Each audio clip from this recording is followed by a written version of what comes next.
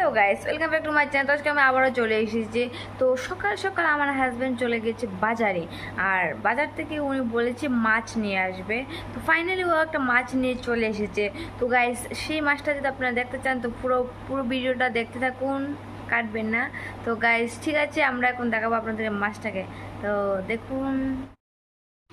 তো গাইস দেখে নিন, বড় একটা রূপচাঁদা মাছ নিয়ে এসেছে। তো এদিকে আমি এটা কাটতে বসে গেছি এখন। এটা বোধহয় প্রায় 1.5 কেজি মতো হবে। তো এদিকে আমি কাটছি এটা, আর এটা ভীষণই শক্ত গাইস, কাটছি না। দেখুন আমি কত কষ্টে এটাকে কাটছি। তো গাইস এটা এত পরিমাণ শক্ত যে আমি কাটতেই পারছিলাম না, তাই জন্য আমার বড় মশাইকে দিলাম। তো উনি ফাইনালি কেটে ফেলেছেন। এখন আমি এটাকে টুকরা করব, কারণ উনি টুকরা করতে পারবেন না, কয়েক পিস করছেন উনি।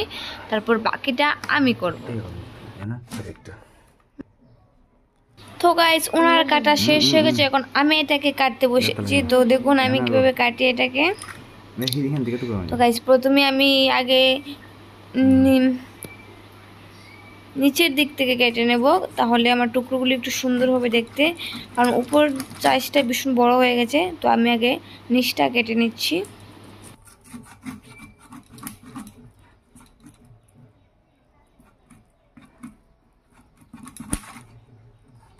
তো গাইস দেখে নিন, এদিকে আমার পেটির সাইজটার দিকে কি পরিমাণ তেল হয়েছে, আর এদিকে আমার ফাইনালি কাটাও হয়ে গেছে। তো গাইস দেখে নিন কত টুকরো হয়েছে।